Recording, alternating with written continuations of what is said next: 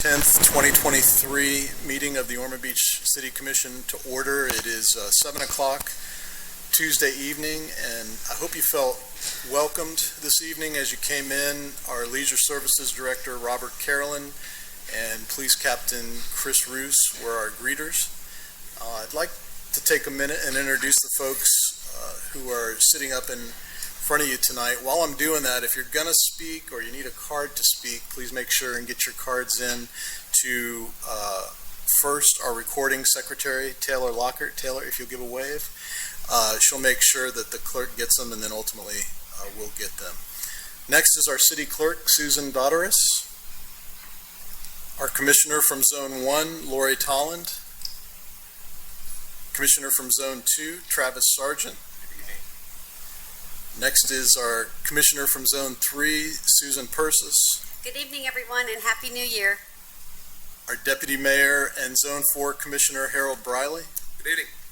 City Manager, Joyce Shanahan. Assistant City Manager, Claire Whitley. City Attorney, Randy Hayes. And way over there by the window, we'll say, is our Police Chief, Jesse Godfrey, and our Fire Chief, Howard Bailey. For those of you listening online, I'm Mayor Bill Partington, and at this time, if you would, please silence your cell phones, and we will rise for the invocation given by Pastor Neil Ganzel from Coquina Presbyterian Church. That'll be followed by the Pledge of Allegiance. Thank you.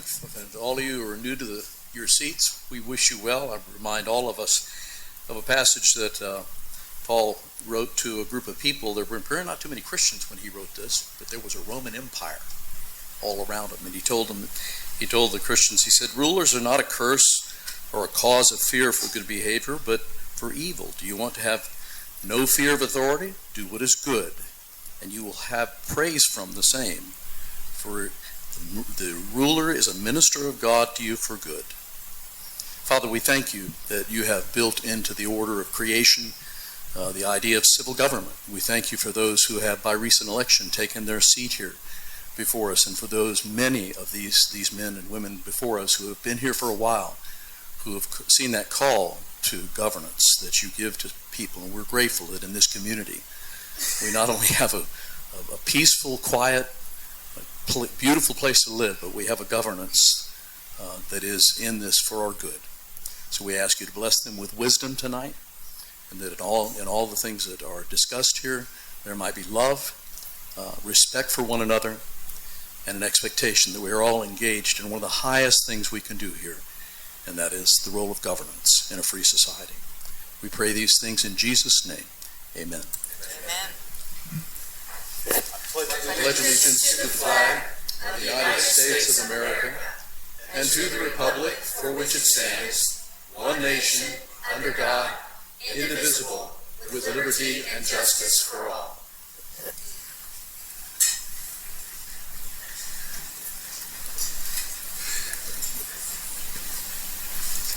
I know you all probably felt it too. There was an excitement in the air tonight, and this last Christmas parade was probably the best, if not one of the best, that we've ever had. And so I'm really excited to have the Home for the Holidays Parade award winners with us tonight, and I'll ask our parade chairman, Why Are We Stopped, Brian Daly, to come up and present those awards.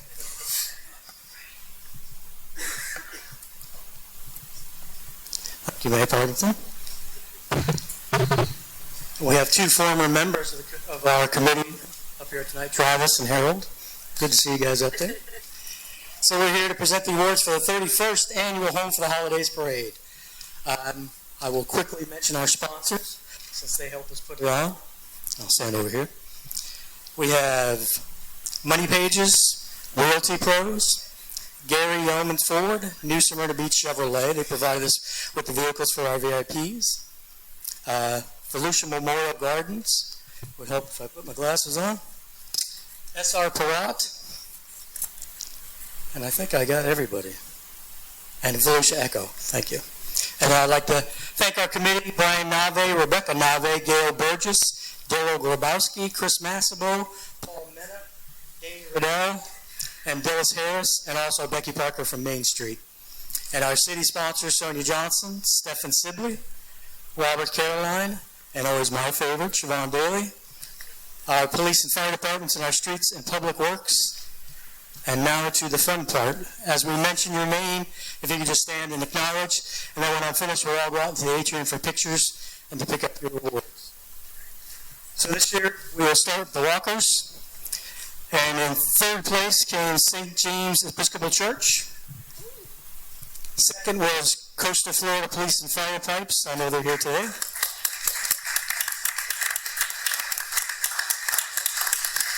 And first place, Tomoka Elementary School.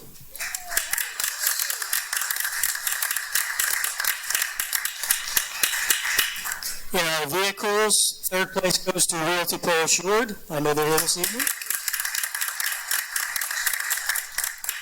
Second to the Rotary Club of Downtown Ormond. And first place, a perennial winner, Universal Towing.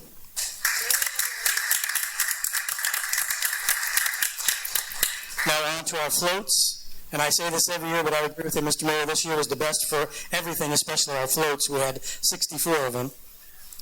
Third place, and this was hard for the judges to figure out between third and first, the Ironverse Saloon, United Rentals, and Hot Action Sportswear. I know about them.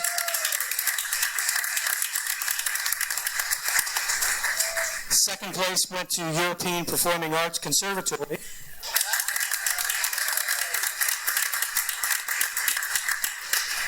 And first place to the RG Church.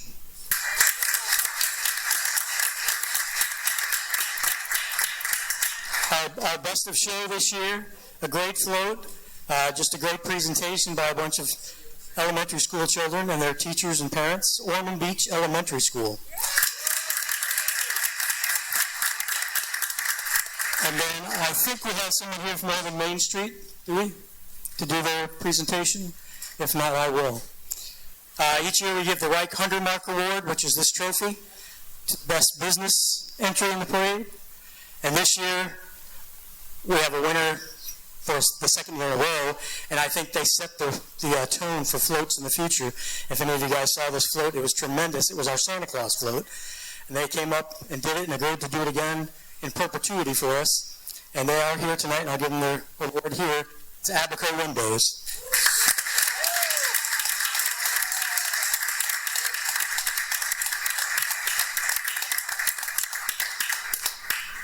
There you go, guys, sir. Thank you. Appreciate it. Thank you very much.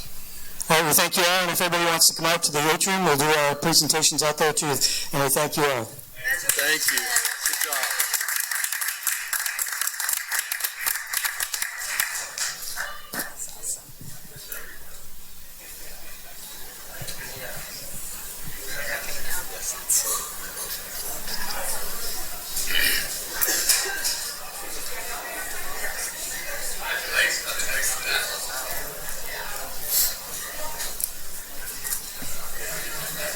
Way to go, St. James. Congratulations. They did a great job.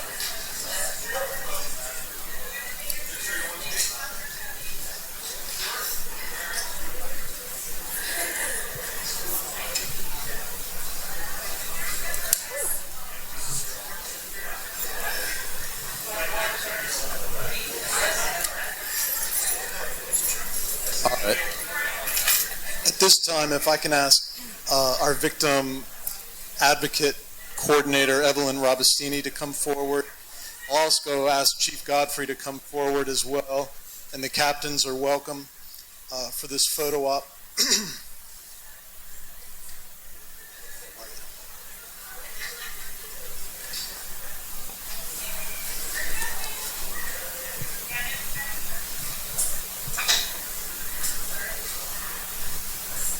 Just in case you weren't aware, January is Human Trafficking Awareness Month, and each January we present a proclamation to Evelyn, who deals directly with victims of human trafficking who happen to find their way to Ormond Beach.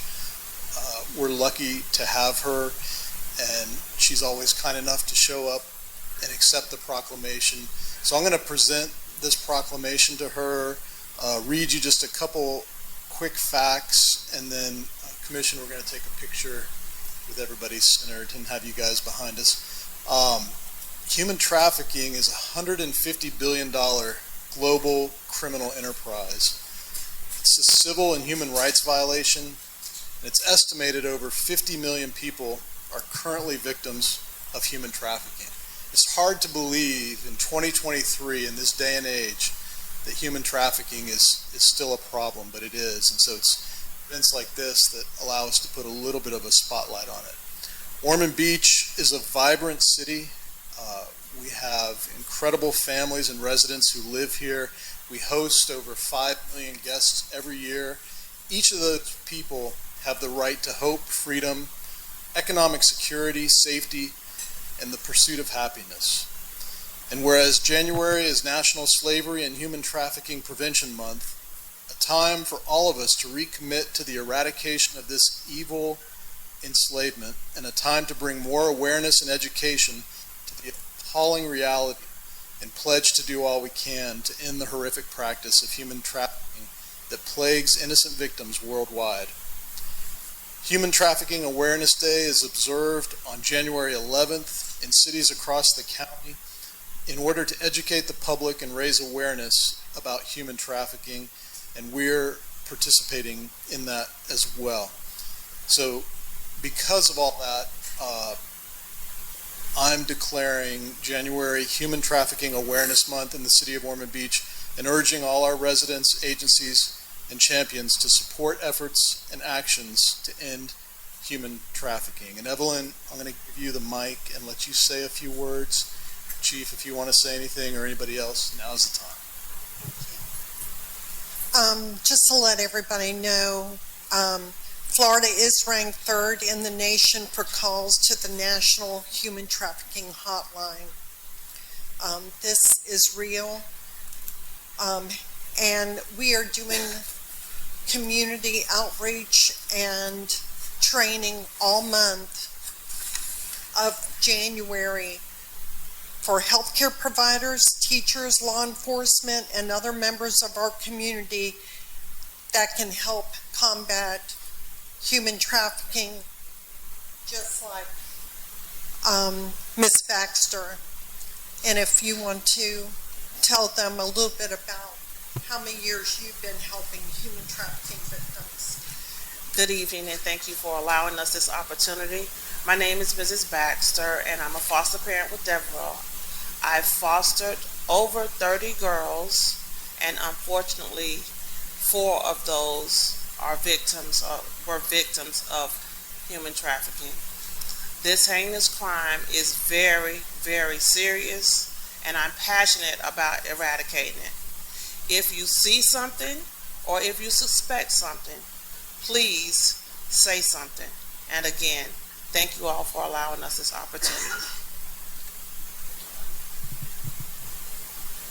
Stand up here, center.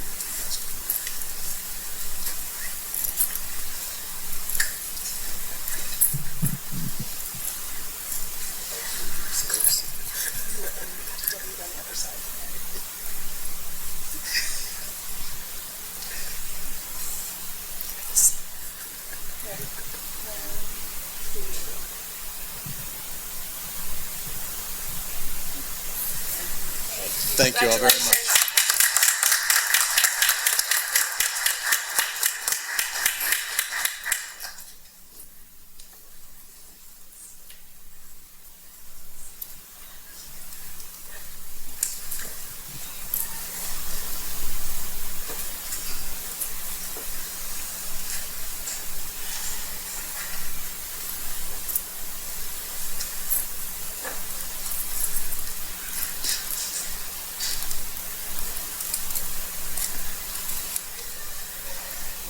At this time, we will hear from those of you who have signed a card to speak about any item which is not on the printed agenda. You will have 3 minutes to give your comments. I don't think we have enough to go over the time period tonight. If we were to run over the time period, then anyone who still wished to speak would be welcome to at the end of the meeting, but I don't think we're going to have that issue. So first, we'll start with Jerry Valsic.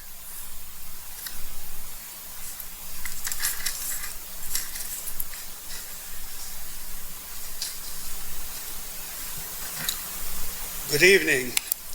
I'm Jerry Valsic, as the mayor has said. I've been living in our Ormond paradise with my wife at 236 Ormwood Drive for 2 decades. I'm a staunch professional environmental engineer. As such, I'm here to encourage the city to explore the potential for converting its fossil fuel-driven vehicles to electrified ones. We know the future of powering vehicles is electric. Elon Musk powered the popular all-electric Tesla cars. Most, if not all, of the major vehicle companies are converting to electric. A prominent vehicle is the all-electric Ford F-150. You've seen the ads. The movement is accelerating. Our president is strongly supporting electrification through some aggressive legislation. The Infrastructure Act, the Inflation Reduction Act, and the CHIPS and Science Act. Consumer service representatives for the Volusia School Board and Votran have told me about their extensive research and movement in moving away from the use of fossil fuels to alternative power sources for their fleets. What a local resource we have in our community. I raised this subject to Dwight Selby when he was a commissioner. He endorsed the idea. He mentioned the city has some 200 vehicles. Nothing happened after our conversation. I noted that Commissioner Toland specifically stated that she was interested in pursuing such an evaluation during one of her campaign events. I envision the city hiring an appropriate consultant to lay out the pros and cons, including life cycle cost analyses with recommendations, perhaps beginning with a pilot program. There is the potential for the city to be a leader for other municipalities to move in this direction. A key advantage in electrifying vehicles is its environmental friendliness in combating the undeniable global warming with its increasingly destructive consequences. Informed people know what the consequences are. If we don't control the environment, the demise of our planet, I may have to sign up for the colonization of Mars. In conclusion, I ask the city to keep our citizenry informed of this endeavor. Thank you. And next is Monique Call.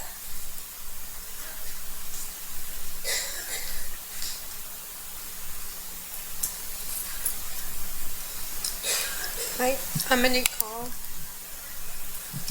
It was my 2 little toy poodles that were attacked by 2 pit bulls on November 19th on Cumberland Ave. These pit bulls came from 31 Putnam, and they were owned by Vanessa Winton. I came to the last meeting on December 6th, but I was unable to speak. I want to briefly tell you what happened. My husband and I were walking our dogs, 2 little toy poodles, and we met 2 pit bulls. They were walking toward us. We picked up our dogs and continued walking home. The pit bulls passed us. They didn't even bother us. They were headed in the opposite direction. When we felt we had enough distance, we put our dogs down. The pit bulls turned and started heading towards us. We picked up our dogs. One of the dogs jumped up on me and grabbed Boots and bit him on the hind end, had him in his mouth on the hind end. Little dog yelped and cried, and the pit bull dropped him.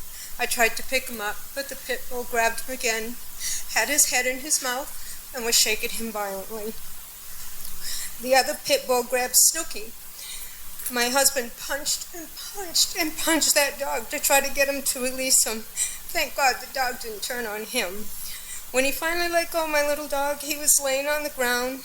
His intestines were outside his body, and he wasn't moving. We thought he was dead. We picked up both dogs and headed home. Snooky was still alive. I didn't know what to do, so I called 911. We took the dogs. They both had surgery. Boots survived. My little one, he was only 8 pounds. He lasted about 17 hours and he passed away. His injuries were too much. These were our babies. They were brothers. They were almost 12 years old, and we had them since they were 8 weeks old. We used to walk our dogs all the time down here during the day and even in the evenings. Never in a million years I would have ever thought that a residential area like this, that this could happen. I always felt safe here, not anymore. We started walking with Boots again, but we walk with a bat, as a lot of my neighbors do. We shouldn't have to do this in an area like this to feel safe. These 2 pit bulls were put down, but they have at least one more that comes from the animal control officer. These dogs have been terrorizing our neighborhood.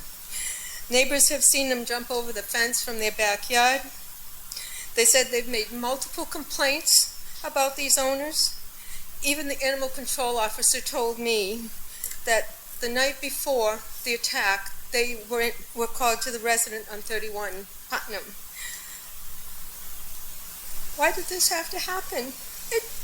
This was my little dog. He suffered and lost his life. He did not deserve this.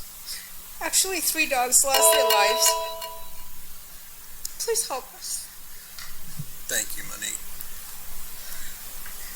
Next is Doyle Lewis.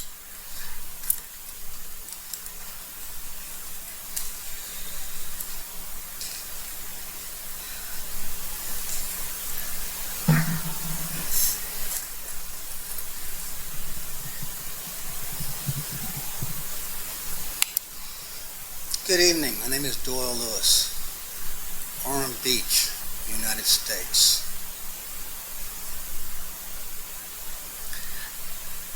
This is what I do for a living now. I speak about communities.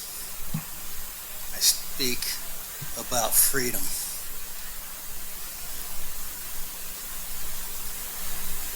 The entire reason why I do pauses in between my sentences is so you can understand things and you can listen.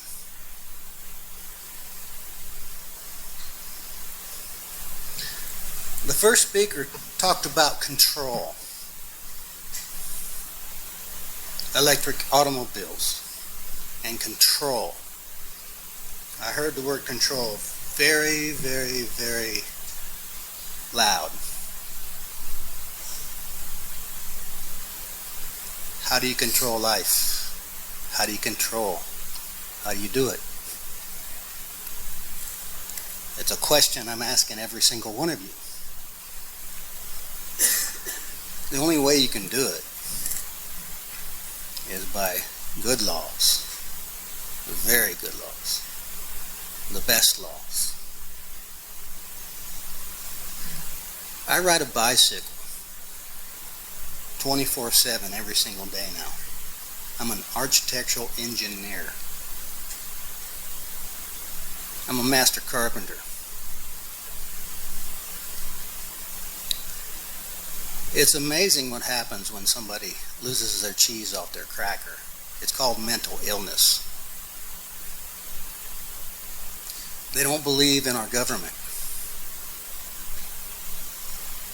That's what I'm talking about tonight. When somebody doesn't believe in our government, freedom, our government, protecting people. These dogs were taught to attack.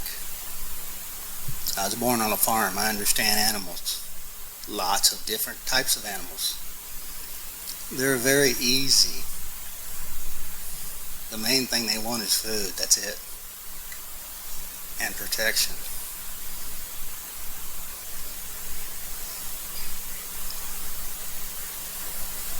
You know where electric comes from? It also fuels. That's where it mainly comes from. You have to dig it out of the ground. You have to tear up the planet. You have to use oil to produce electric. My name is Doyle Lewis. Look it up. Thank you. The minutes have been sent to the commission for review, also posted to the city's website. These are the minutes from the city commission meeting of December 6, 2022. Any additions, deletions, or corrections? I move approval of the minutes of December 6, 2022. Second. Moved and seconded. All those in favor of approval, please say aye. Aye. Opposed, like sign, and we'll show those passing unanimously, and we are now on the consent agenda.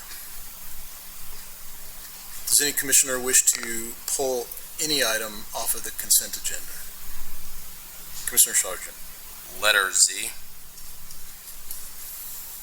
Anyone else?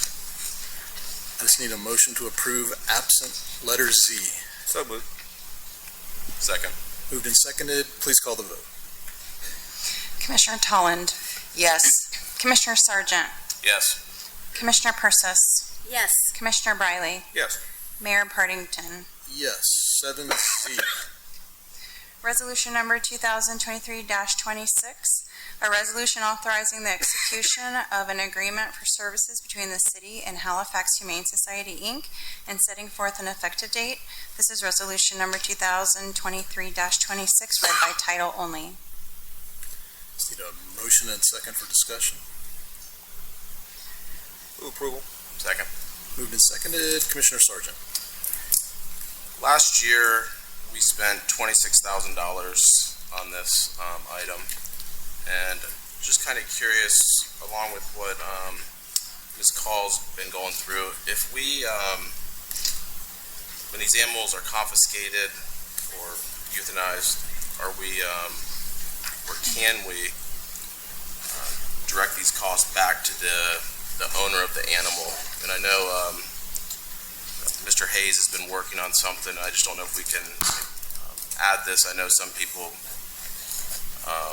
that have these animals might not be able to afford it, but I think we should look at holding them responsible for those fees and not the taxpayers. So that's either, I guess, for Joyce or the chief or Randy.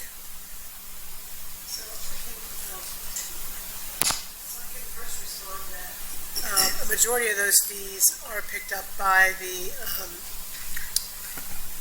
animal owners.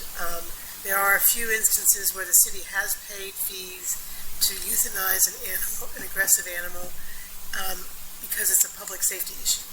And so I think the euthanization fee is $45. It's about $45. They, before an animal is euthanized, they have to be boarded for a period of time. And a lot of those are boarded at home, and animal control visits those animals to make sure that they are at home. And then they are relinquished, and those are the responsible pet owners who then pay the fees for that. So we can certainly take a look at, do you want to take the legal issue about? Yeah, sure. So they're really, they're related to a separate issue. So the measure before you this evening is a contract between the city and the Halifax Humane Society in terms of the contractual relationship between the city and the Humane Society in terms of how they deal with animals that are delivered to them. Sometimes they're just picked up off the street. Sometimes it can be dangerous dog situations.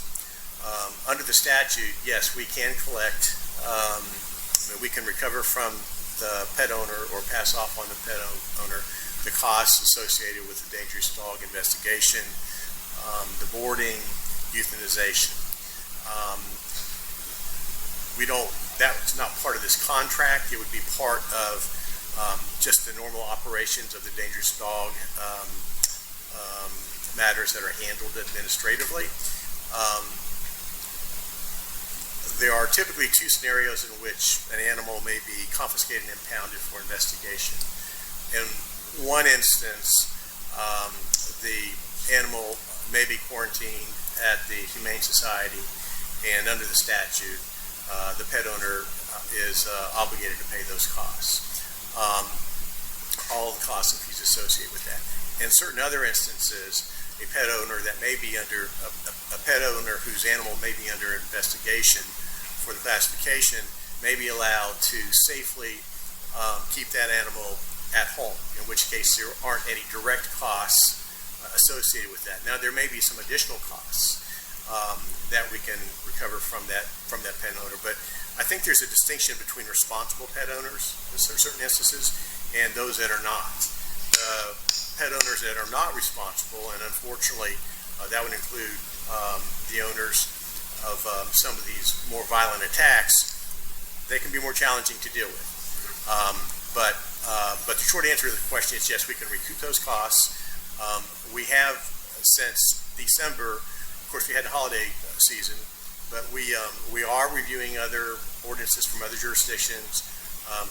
We are evaluating ways that we might be able to improve the city's own dangerous dog ordinance as long as it's consistent with the state statute. And you may recall that we can supplement by additional restrictions our own ordinances, but we cannot adopt anything that's going to conflict with what the state statute mandates. So I think it's also important to recognize that there are two significant categories of violations, one in which a dog may attack or threaten a human being. And in those instances, we can take pretty much immediate action. It's a different classification for situations where a dog may attack another dog. And there's a step-by-step process we have to go through that we can't unfortunately change because it's prescribed by the statute. But in any event, we are looking at ways to beef up our ordinance. When we have some recommendations that we can bring back to you, we'll certainly do that. But that's kind of a long-winded answer to yes, we can collect it, we can impose a cost. It may be a challenge in some instances to actually recover them, but we do the best we can. Any other questions? Sure. I just want to say, I think all of us, I'm talking to Mrs. Monique Call, we are so sorry for your loss because we know we all have four-legged furry friends that we love just like our own children. So I just want you to know we all feel for you, and we're so sorry that this happened. Anyone else? All right. Please call the votes. Commissioner Sargent, Yes. Commissioner Persis, Yes. Commissioner Briley, Yes. Commissioner Tolland, Yes. Mayor Partington. Yes, and if any commissioner wanted to comment on any consent agenda items, now would be the time to do that. Commissioner Persis. Yes, I just want to make a comment about I think it's CC, the upgrade of department firearms. I'm really excited that you're going to get better firearms, I guess lighter and easier to use. Anything we can do to help you, we are always there for you. So congratulations on that. Commissioner Sargent. I'd like to comment on that as well. The FBI and several law enforcement have been phasing out the 40 cals for about 10 years, so I'm excited that we're on board with that. Great. Thank you. And we will move to public hearings. I'll open the public hearings and ask the clerk to read 8A. Ordinance number 2022-38. An ordinance amending the City of Ormond Beach Land Development Code by amending Section 2-17R-4, Single Family Cluster and Town House Zoning District, Section 2-18R-5, Multifamily Medium Density Zoning District, and Section 2-19R-6, Multifamily Medium High Density Zoning District of Article 2, District Regulations, and Chapter 2, District and General Regulations, and by amending subsection 84 of Section 2-57, Criteria for Review of Specific Conditional and Special Exception of Article 4, Conditional and Special Exception Regulations of Chapter 2, District and General Regulations, to amend the dimensional standards and conditional use criteria for townhouses, repealing all inconsistent ordinances or parts thereof, providing for severability and setting forth an effective date. This is the second reading of ordinance number 2022-38, read by title only. Thank you, Madam Clerk. As the clerk said, this is a second reading. I don't have any cards, Commission, just so you're aware, for any of the second readings tonight, and just need a motion in a second. I move approval of ordinance number 2022-38. Moved and seconded. Any discussion? Please call the vote. Commissioner Persis, Yes. Commissioner Briley, Yes. Commissioner Tolland, Yes. Commissioner Sargent, Yes. Mayor Partington. Yes. 8B. Ordinance number 2022-39, an ordinance amending Chapter 2 District and General Regulations, Article 3 General Regulations, Section 2-50 Accessory Uses, Subsection Z Pools and CC Screen Porches Enclosures of the City of Ormond Beach Land Development Code by amending the required rear yard setback for screen enclosures from 10 feet to 5 feet, and by amending the required side yard setback for screen enclosures from 7 1/2 feet to 5 feet, repealing all inconsistent ordinances or parts thereof, providing for severability, and setting forth an effective date. This is the second reading of ordinance number 2022-39, read by title only. Thank you. Don't have any cards on Move approval? 8B. Second. Moved and seconded. Any further discussion? Please call the vote. Commissioner Briley, Yes. Commissioner Tolland, Yes. Commissioner Sargent, Yes. Commissioner Persis, Yes. Mayor Partington. Yes. 8C. Ordinance number 2022-40, an ordinance amending Chapter 1, General Administration, Article 2, Administration and Enforcement, Section 1-14, Development Orders and Building Permits of the City of Ormond Beach Land Development Code by amending the expiration of variances from 1 year to 2 years, repealing all inconsistent ordinances or parts thereof, providing for severability, and setting forth an effective date. This is the second reading of ordinance number 2022-40, read by title only. Thank you. Just need a motion in a second. So moved. Second? Moved and seconded. Any further discussion? Please call the vote. Commissioner Tolland, Yes. Commissioner Sargent, Yes. Commissioner Persis, Yes. Commissioner Briley, Yes. Mayor Partington. Yes. 8D.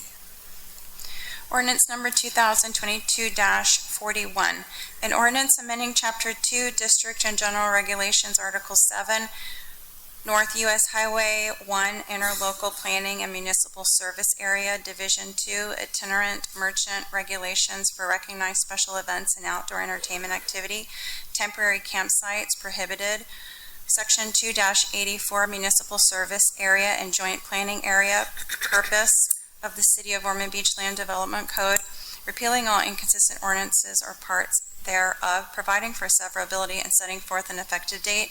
This is the second reading of ordinance number 2022-41, read by title only. Thank you. I move approval of ordinance number 2022-41. Second. Moved and seconded. Any further discussion?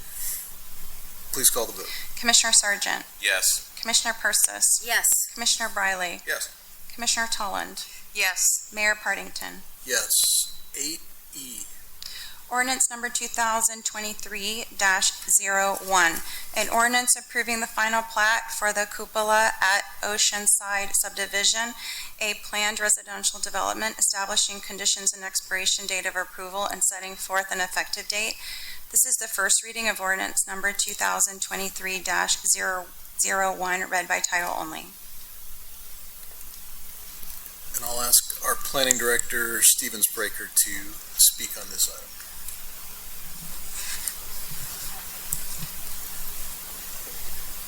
Good evening, Stephen Spraker. This is a request for a final plat. The property is located at 100 North Halifax. This shows a picture early in 2022 of the project starting construction. The project was originally a planned residential development. It had a development order that was approved. The site plan review committee approved the actual site plan in 2021. The commission reviewed and approved the preliminary plat earlier in 2022. They have been under construction and have submitted a final plat. The final plat has been reviewed by the city surveyor, the city attorney, and the site plan review committee. Staff is recommending approval of the final plat, and the applicant is here if there are any questions. Thank you. Any questions for Stephen? Commission? Also, Cody Bogart from Newkirk Engineering is here, available for any questions. Does the applicant wish to speak? Not required, but, okay. Commission, just need a motion and a second. Move approval. Second. Moved and seconded. Any discussion? Please call the vote. Commissioner Persis, Yes. Commissioner Briley, Yes. Commissioner Tolland, Yes. Commissioner Sargent, Yes. Mayor Partington. Yes. And 8F.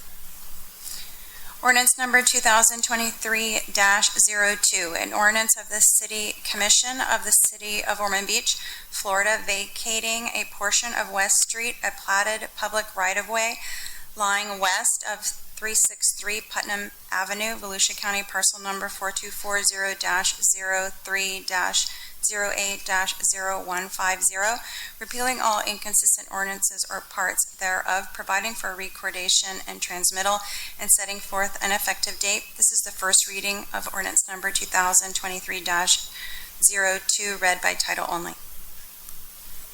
Thank you, and I'll ask our planning director, Stephen Spraker, to speak on this item as well. This item is a request for a partial right-of-way vacation. If you recall, in December, there was a notice of intent. So the way a right-of-way vacation works is you have to start with a notice of intent as a resolution, and then you follow up with an ordinance. So the property is at 363 Putnam. Their desire is to construct a dock to access the water. In order to do that, they need a partial right-of-way vacation. The area shown in hatched is the area to be vacated. It has been reviewed by the Site Plan Review Committee, including Public Works, and recommended approval.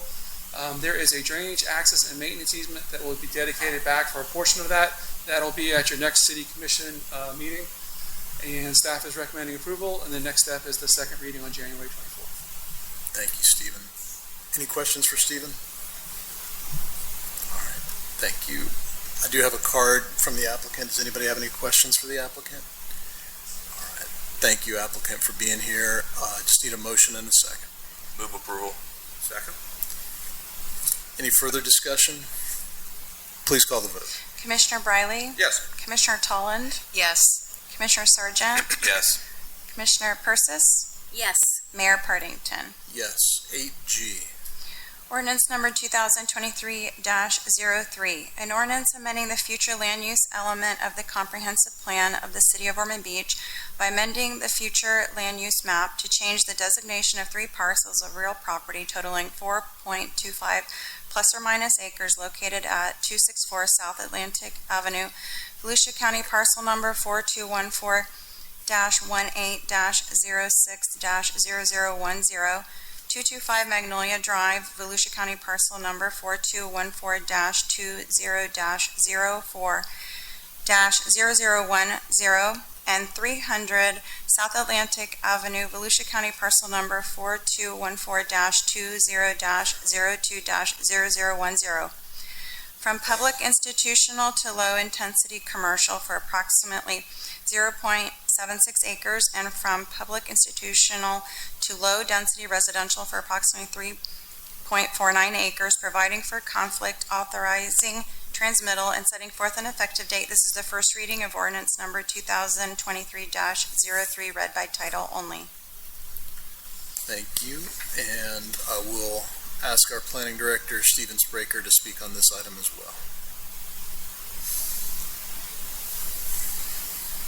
There are, the next 4 items are regarding the Ormond Beach Holdings applications. Staff is going to present them all together, so I don't have to do them separately. So, and they're all interrelated, but each one needs to be voted on independently. So the 4 applications, the first one is a land use amendment. So on the west side of A1A at 264, 300 South Atlantic, and 225 Magnolia, there's an existing land use that needs to be amended to allow the desired use of a parking lot and residential development. The next 2 applications involve 251 South Atlantic and a portion of 264 South Atlantic. They are a zoning map amendment and an issuance of a development order. The 4th application tonight is a zoning map amendment back on the west side for a portion of the property to change it to a R3 residential zoning to match what the rest of the property is. The last application is a preliminary plat, but it's a resolution, so it needs to go on to the January 24th City Commission meeting, which is why you don't have all 5 before you tonight. So walking through the applications, the first is a small-scale comprehensive plan land use amendment. Again, the property is right here. It used to be the former hospital site. It has a public institutional land use. So that public institutional land use only allows institutional uses such as a hospital or a library or an assisted living facility. The proposed land uses are low-intensity commercial at the corner here to allow a parking lot associated with the proposed hotel. And then the remainder would be low-density residential, which is consistent with what is west of the site.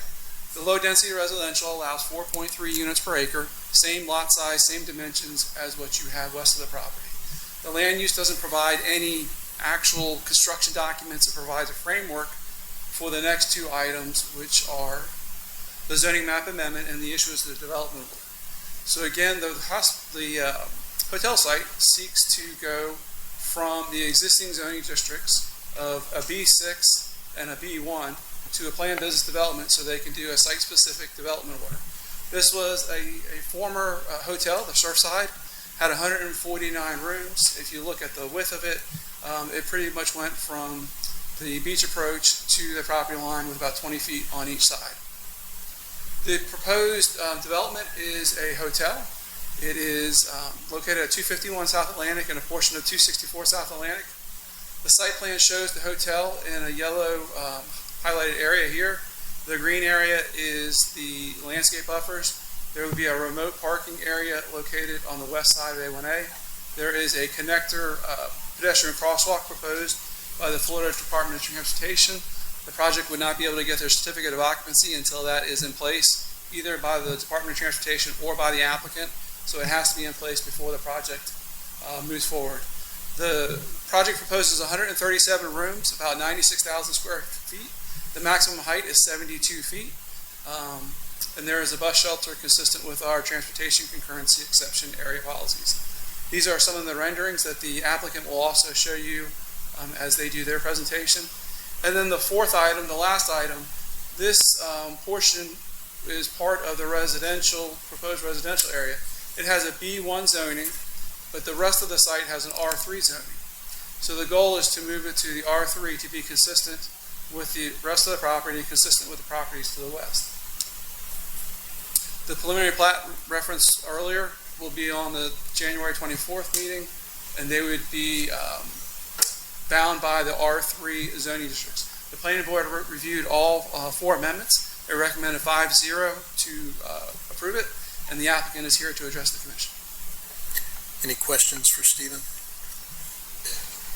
All right, thank you, Stephen. The first card I have, Rob, I have one card. I'm going to go to Ms. Sharifi first. Oh, sure. And then we'll come back to you since you've got quite a bit, I guess, to give to us. Margaret Sharifi.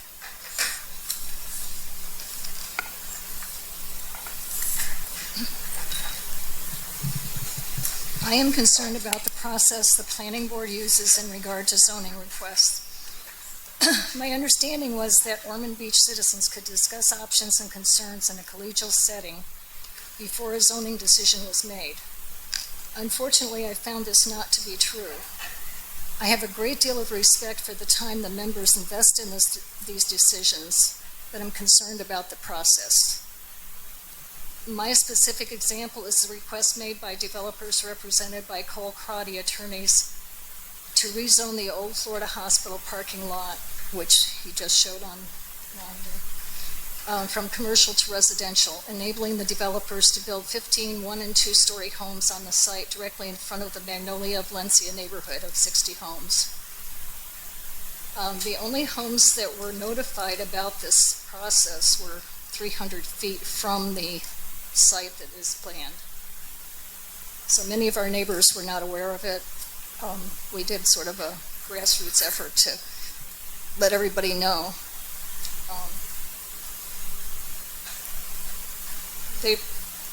It was presented showcasing the proposed new homes as well as the announcement of the building of a Marriott Hotel.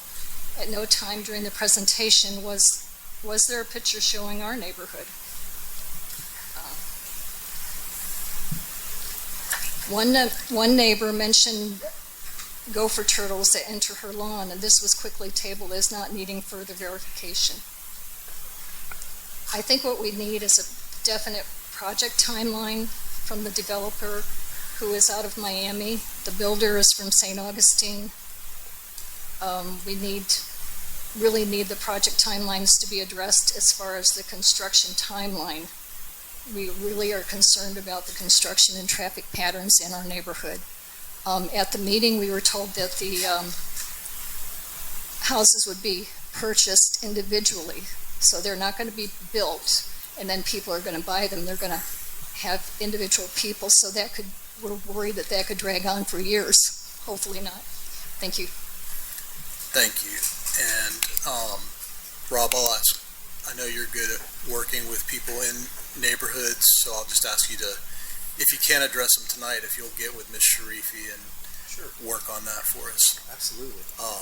But yeah, please don't let me stop you from your presentation. Mr. Merrill's here from Cobb Cole, and then also Sands Lassiter if there's any questions regarding traffic, I guess. Thank you, Mayor. Rob Merrill for the record with Cobb Cole. Welcome, new commissioners. Happy to have you guys, and thank you for doing this job.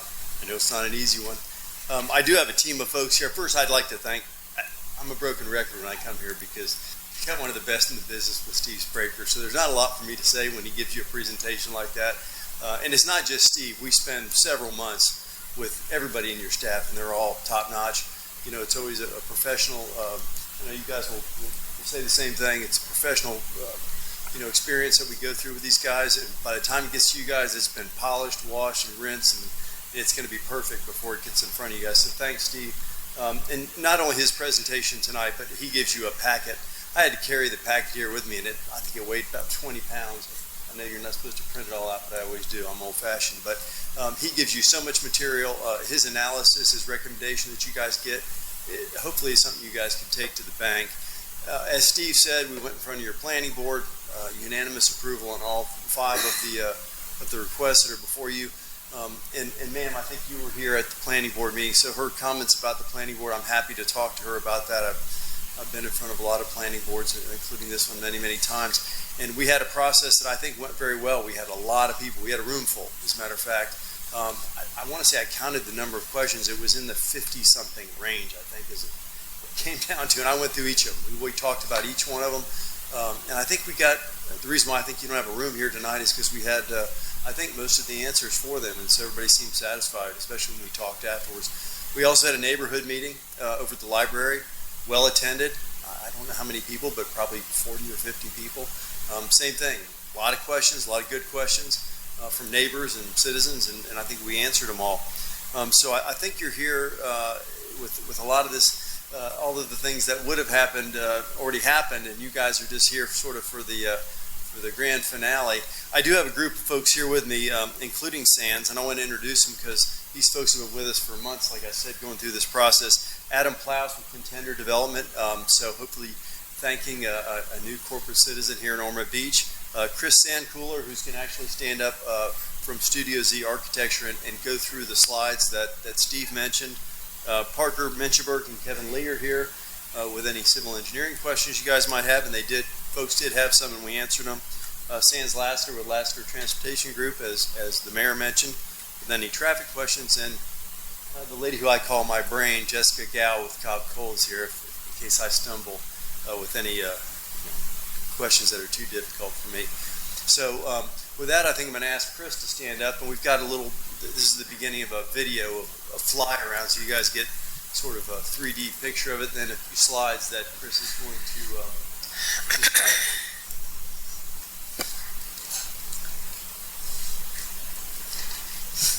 Well, good evening, everyone. My name is Chris Sandcooler. I'm an architect with Studio Z Architecture. We're a firm based out of Charlotte. We have over 30 years experience designing hospitality and hotel projects.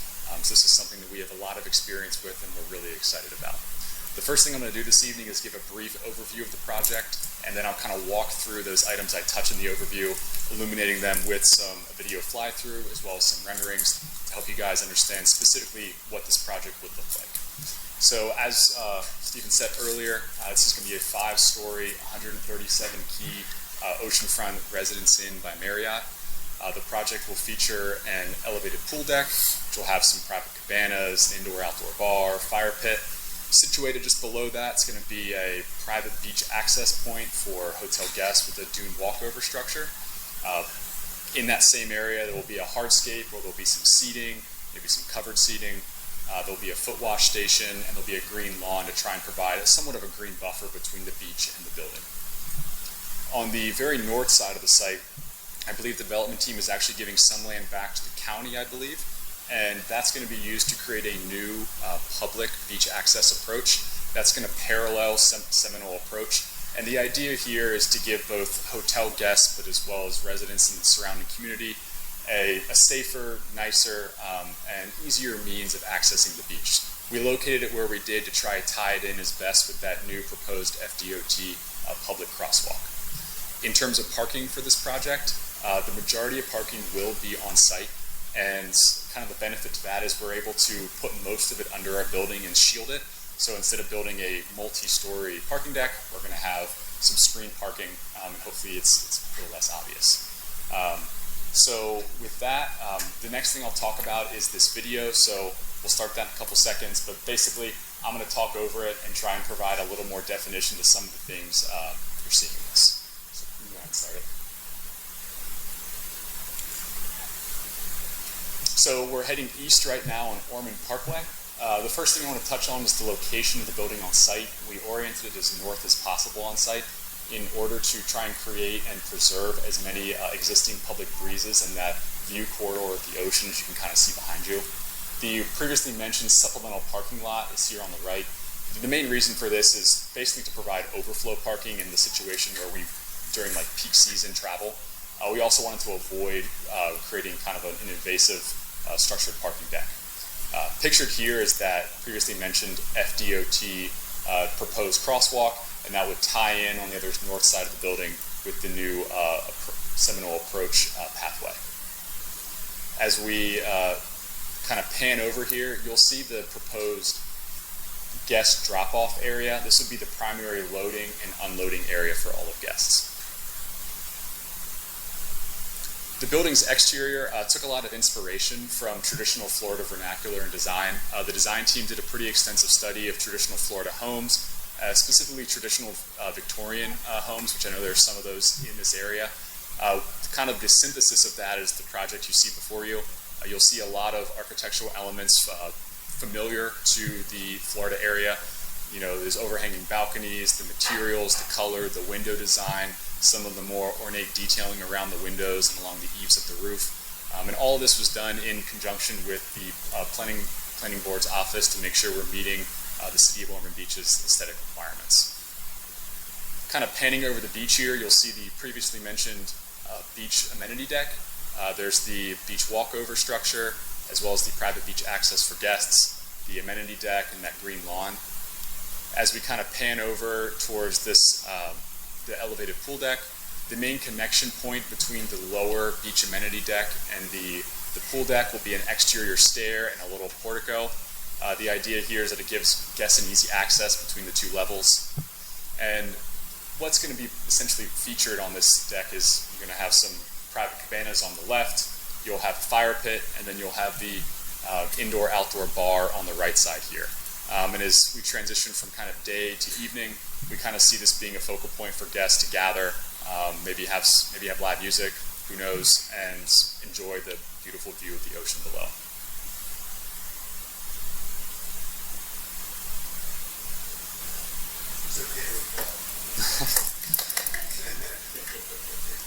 So then I believe we also have a number of kind of still images as well. I think that's the next couple slides in the presentation.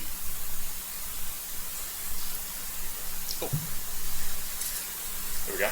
So this is a view, you're kind of over that proposed supplemental beach additional parking lot looking at the hotel from the corner. You'll see the access points to the site, and you'll see the proposed surface parking as well as the building.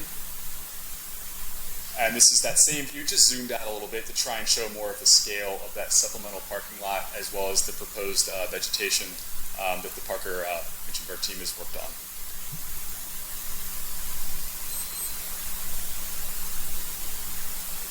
And this is a view as if you were in a car driving along A1A, looking up at the hotel. And this is a view from the beach. This is looking at that, highlighting that new public and pedestrian dune walkover structure and the path that's paralleling Seminole Approach. This is the proposed drop-off area. This is a view from the ocean looking back at the hotel, and I think this view really nicely captures a lot of those traditionally Florida elements and some of that Florida vernacular that we were really intentionally trying to create with this project.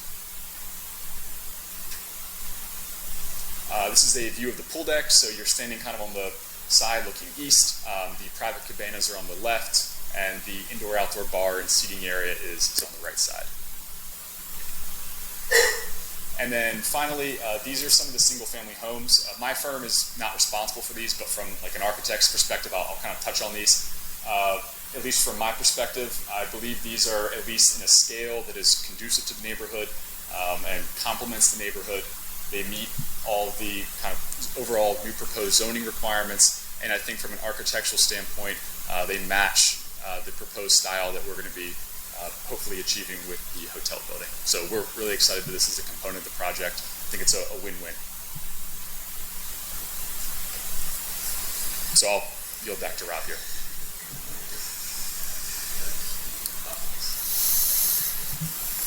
The pictures say it all, the video and pictures. I don't have much more to add. We've got a whole team of folks here to answer any questions that you guys might have. I mean, this one's a home run, if not a grand slam. Makes my job easy. I think it's a great project for Ormond Beach. You know, the tax base, the new hotel for guests and residents and new folks that want to spend time here on our beach. The additional single family. I mean, how many more places do we have for brand new single family homes? And replacing what was, very intense use with the hospital. So, any questions for us? We're here for you. Thank you, Rob. Any questions for either Rob or Sands? Commissioner Persis. Yeah, first of all, I want to say I love it. I really love it. I think it's absolutely spectacular for Ormond Beach. It just looks amazing. I do have a couple of questions, but these are just things just to get my mind cleared. The first one, the crosswalk. Would there be lights, when you're crossing like we have on Granada right now? So I don't know. So Steve says yes. So it's a DOT controlled thing, Susan. So in this case, I think DOT is planning to do that. Okay, because I just saw that just as a concern because I know how we need those on Granada. So those lights are very effective. So okay, just that makes me feel really good. And then in front of the hotel where people would be dropped off or they're unpacking their luggage from their car, how many cars can fit in that little roundabout there? I just worry about peak time, spring break, summer, people maybe possibly getting into the street. It could be a little bit of a problem. I just didn't know. Parker, do you know? 4 to 8. 4 to 8. Okay. That's Parker Minchenberg. And I guess there's a valet that's going to move the cars. Yes. Okay. There's self-parking and valet. Okay. Great. Okay, that helps. And I love the basically it's underground parking, but you can see through it. I mean, it's not truly underground, but I really like how that looks. It looks really good. The seawall, and I know I had spoken to you about that. From the pictures, it doesn't look like it's very high, the wall. Yes, so sometimes architects don't show all the trees, they don't show all the Exactly, that's what, But in this case, Parker could elaborate if necessary, but I think that there's going to be a whole new structure built beyond the wall that's there landward. And you and I talked about the idea that this gravity system is what's being proposed, which is essentially a vertical wall that's going to be behind the one that's there now. Okay. And then it's almost like a big concrete wedge, a triangle that goes underground. That it's so heavy that it holds the wall up. I think what's happened. Again, I'm an amateur at this, but we look up and down the beach now. If you've seen what's happened, and the walls have been undermined because the water gets over the top, and then it falls back over on the beach because what was holding the wall were tiebacks that have since rotted away. They're rebar that rusts over time, and so that's what's holding the wall up. And so once it gets water behind it, they just fall down on the beach like you've seen. So that's what prevents that. So we're trying to get sort of the new system that'll keep that from happening on this project. And We just don't hopefully want to other lose projects. it. Exactly. We just don't want to lose it. And as far as the pool, how deep is the pool? Shallow. Okay, it's more of on the shallow side. Okay, so okay, when you like that, and then my last comment, I just want to say, in the parking area, from the renderings, your pictures, it looks awesome. I love the palm trees. Any extra, trees, flowers, plants you can put in, I think will just add to it. But I am very impressed with all of you. So congratulations on that. Thanks. Deputy Mayor Briley. I just want to make a comment. Rob, I think this project, I was at the planning board meeting when this came through. Commissioner Persis did ask my question about the flashing beacons on the sign, so we have that answered. If anyone remembers the old Quality Inn hotel that used to be at the end of Ormond Parkway, what an improvement this is. And it has been years, it's been a long time. If you go up and down A1A in Ormond Beach, really we don't have any newer, more updated hotels. I think the architecture on this is fantastic. And it really, I think, will complement that area. As far as the residential on the west side of the road, I think, listen, I think we would rather see single-family homes, 15 single-family homes, than another T-shirt shop. I think we've seen enough of those in that area. One question I did have was the home that's going to be built, I guess it's at the 300 South Atlantic Avenue, there's going to be a home there. Is there going to be any extensive vegetation buffer between the parking lot, so you don't have no wall, just vegetation buffer? It's self-serving for us. Right. We want that buffer. Sure. So, yeah, and I'm sure the resident the answer would is yes. too. Okay.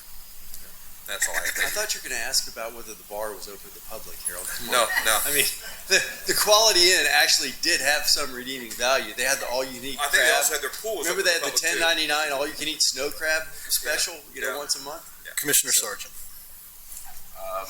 The Commissioner Person asked about the seawall. That's one of my questions. I think this is a great project. I think this lot's been vacant for 10 years, probably as a result of our height restrictions. No one's been able to figure out how to develop it, and it's very nice to see this move forward. With the residential lots, how much fill is going to be brought in? I'm just worried about the residents to the back. I know that was a question. I'm not going to bring in a lot of dump trucks after dump trucks of fill, are we? I'm not going to drag you up here. It's not much. Okay. So we're on the dune here for the most part. So a little bit, not much. Thank you. And we do have stormwater retention here too. And for the record, I did have a phone conversation with Mr. Merrill on Friday. And I'll say that I'm not going to elaborate on it because I don't want to drag Parker up here, but the residents, the subdivisions there now was not done with the modern stormwater requirements. We are putting those in for our project, so it's an improvement. Commissioner Tolland. Yes, thank you. I did have a phone conversation with Mr. Merrill as well, and I was on the planning board when this first came through, so I was pretty cognizant of the project itself. You used my words. I think this hotel is a home run for the city. I love the landscaping buffer. That's something I've always tried to push for on the planning board, more green as much as we can. I think my compliments to the architecture. I mean, you really captured Ormond Beach. When I saw that rendering, I thought of the casements, and I think that's very attractive, and I appreciate that. Every time we can complement the history in our town, it's a good thing. I think the new beach approach is welcomed in the crosswalk. I'm glad. I know we do it with FDOT, but that's going to be welcomed as well. As far as the residential plan, I think it makes sense for that area. It's contiguous with what is there. We could use some nice single-family homes. I think that's great. I have heard in the planning process, and again tonight, and with other projects, the issue of the 300 feet, and I know we've talked about that at the planning board, and maybe we just need to bring that up again, of the notices for residents beyond the 300 feet, just as a discussion item. So maybe we can bring that up later. But anyway, I think it's awesome, and I appreciate you all bringing this to us. So I'll say on the notice thing, one last comment. I actually put the signs up myself. They're giant and they're fluorescent, and there were, I think, 4 of them that you just can't miss them. You can't. Yeah. You know, you can see them from 300 feet away. So I think we do a lot. I think, you know, both statutorily and based on your code, we do a lot to try to notice people. And we had a great showing at the neighborhood meeting. Yes, great showing you at did. the planning board. So just for what it's worth. Yep. Thank you. Mr. Mayor, just in the interest of full transparency, I also spoke with Mr. Merrill prior to. Thank you, and I think Commissioner Persis Yeah, did and too. I also did as well. Thank you. And I did too Friday. Thank you for calling, Rob. So if there's no other questions, Commission, I just need a motion and a second. Move approval. Second. Moved and seconded. Any further discussion? Please call the vote. Commissioner Tolland, Yes. Commissioner Sargent, Yes. Commissioner Persis, Yes. Commissioner Briley, Yes. Mayor Partington. Yes. 8H. Ordinance number 2023-04, an ordinance amending paragraph C, official zoning map of section 2-01, established of Article 1, establishment of zoning districts, and official zoning map of Chapter 2, district and general regulations of the City of Ormond Beach Land Development Code by amending the official zoning map to rezone 2 parcels of real property totaling approximately 2.95 acres located at 251 South Atlantic Avenue, Volusia County, parcel number 4214-19-07-0010, and a portion of 264 South Atlantic Avenue, Volusia County, parcel number 4214-18-06-0010 from B-6 Oceanfront Tourist Commercial and B-1 Professional Office Hospital to PBD Planned Business Development, authorizing revision of the official zoning map, repealing all inconsistent ordinances or parts thereof, and setting forth an effective date. This is the first reading of ordinance number 2023-04, read by title only. Thank you, Susan. I have one card, Doyle Lewis.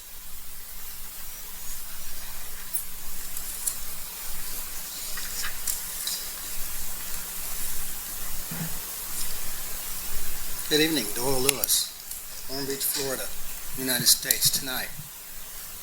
It's amazing what I find out about these meetings. I think this is great. It's a good use of the old hospital. My wife worked there when we first got here to Ormond Beach. Hurricane Charlie shut down the Hill Hospital. They had to take all those patients and take them across the bridge to the other hospital. And that one doesn't exist either. They imploded it. So I know a lot about the area. My biggest concern, because I've been watching it on a bicycle and walking down those streets, is walkers' safety. You got property on both sides. Walkers' safety, bicycle safety. I've watched people from Orlando try to run over people trying to go to the beach, right in that area. I think that needs to be worked on. Most people in Florida walk slowly. I-4 comes right to this area. It's the 3rd deadliest interstate in the United States for hostile driving, and we're on the end of it. You need to look at that. You need to look at that hard. I've watched fights over parking spots. You know there's no bicycle parking? Show me a bicycle parking area other than a small little bicycle rack. You want to talk about electric vehicles? Look at all the electric bicycles in Ormond Beach, in Daytona Beach right now. They're selling like hotcakes. They're easy to run. Show me some bicycle racks. That circle to drop off probably needs to be larger. I'm an architect, but I'm a people person, safety person first. I'm a people person. I know that area real good. I've been there looking at it for 30 years. Most of the people I married into are nurses. You know what the last thing they say when they're in the hospital, I didn't see that coming. Look at the safety of crossing that road. You got Granada and you got A1A. The people that come off an A1A from Flagler, they're tired of driving slow. First thing they do is hit the gas when they see those 2 lanes, those 3 lanes. You think about what I just told you. My name is Doyle Lewis. I'm out there 24/7. And I'll sit down with anybody and explain what I know. Thank you. 8H, I need a motion and a second. Move approval. Second. Any discussion, Commission, or questions for the applicant or Mr. Spraker? Please call the vote. Commissioner Sargent, Yes. Commissioner Persis, Yes. Commissioner Briley, Yes. Commissioner Tolland, Yes. Mayor Partington. Yes. 8I. Ordinance number 2023-05. An ordinance authorizing the execution and issuance of a development order for a planned business development to be located at 251 South Atlantic Avenue, Volusia County, parcel number 4214-19-07-0010, and a portion of 264 South Atlantic Avenue, Volusia County, parcel number 4214-18-06-0010, to be known as the Ormond Beach Holdings LLC, authorizing the development of the property as a hotel and remote parking lot and associated site improvements under certain conditions, establishing conditions and expirations of approval, and setting forth an effective date. This is the first reading of ordinance number 2023-05, read by title only. Thank you. I don't have any additional cards on 8I. Just need a motion and a second. Move approval. Second. Any discussion, Commission? Any questions on 8I for either Mr. Merrill or any of the planning staff? Please call the vote. Commissioner Persis, Yes. Commissioner Briley, Yes. Commissioner Tolland, Yes. Commissioner Sargent, Yes. Mayor Partington. Yes. And now for the last piece is the zoning map amendment B1 to R3, 8J. Ordinance number 2023-06. An ordinance amending paragraph C, official zoning map of section 2-01, established of Article 1, establishment of zoning districts, and official zoning map of Chapter 2, district and general regulations of the City of Ormond Beach Land Development Code by amending the official zoning map to rezone portions of 3 parcels of real property totaling approximately 1.70 acres located at a portion of 264 South Atlantic Avenue, Volusia County, parcel number 4214-18-06-0010, a portion of 225 Magnolia Avenue, Volusia County, parcel number 4214-20-04-0010, and a portion of 300 South Atlantic Avenue, Volusia County, parcel number 4214-20-02-0010, from B-1 professional office hospital to R-3 single-family medium density, authorizing revision of official zoning map, repealing all inconsistent ordinances or parts thereof, and setting forth an effective date. This is the first reading of ordinance number 2023-06, read by title only. Thank you, Madam Clerk. I feel like on nights like tonight, we need to get you some oxygen. I need extra today. You do a very good job. I don't have any additional cards. Commission, I'll take a motion in a second, and then if you have any questions for anybody, we'll Move approval. Second. moved and seconded. Any further discussion or questions? Please call the vote. Commissioner Briley, Yes. Commissioner Tolland, Yes. Commissioner Sargent, Yes. Commissioner Persis, Yes. Mayor Partington. Yes, and 8K. Ordinance number 2023-07. An ordinance amending the future land use element of the comprehensive plan of the City of Ormond Beach by amending the future land use map to change the designation of 2 parcels of real property totaling approximately 13.13 acres generally located south of the platted road of Pennsylvania Avenue and along the platted roadways of Rosemary Street and Benton Street. west of Plantation Oaks Boulevard, Volusia County Property Appraiser Parcel Identification Numbers 3136-01-08-001, 0 and 3136-01-09-001 from Ormond Beach low-intensity commercial to medium-density residential, limiting the allowed residential density to 8 units per acre, providing for conflict, authorizing transmittal, and setting forth an effective date. This is the first reading of ordinance number 2023-07, read by title only. Thank you, and I'll ask our Planning Director, Stephen Spraker, to speak on this item. Stephen Spraker, Plan Director. This is a comprehensive plan land use map amendment. The property is located along, so this is I-95 located here. Plantation Oaks Boulevard would be located here, and then US 1 is located here. So it's basically abutting I-95. This is the platted road of Pennsylvania, and then this would be Plantation Oaks located here. So the existing land use of low-intensity commercial in the existing zoning is B7. It is within the interlocal service boundary agreement area, the original one done in 2014. The land use today allows 8 units per acre and allows a floor area ratio of 0.5. The uses could be retail, office, restaurants, transient lodging, so a variety of commercial uses. It also allows multifamily at the 8 units per acre. The applicants have approached staff seeking to go to a residential land use similar to what is abutting Plantation Oaks Boulevard and consistent with what is in Plantation Oaks. So they're looking to do more a residential development versus a commercial development. One concern staff had is the medium density residential allows 12 units per acre.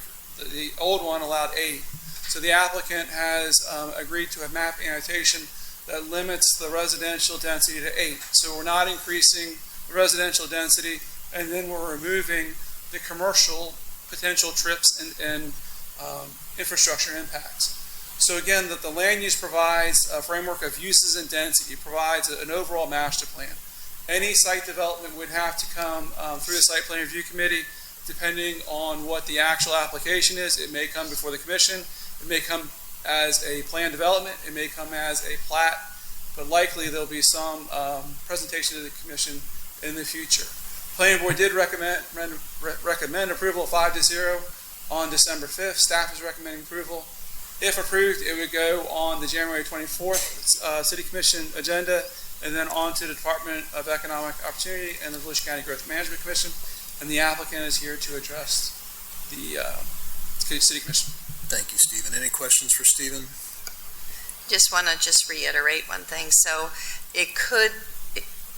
Planning Board has recommended and it has been said that the density will go no higher than 8 units per acre.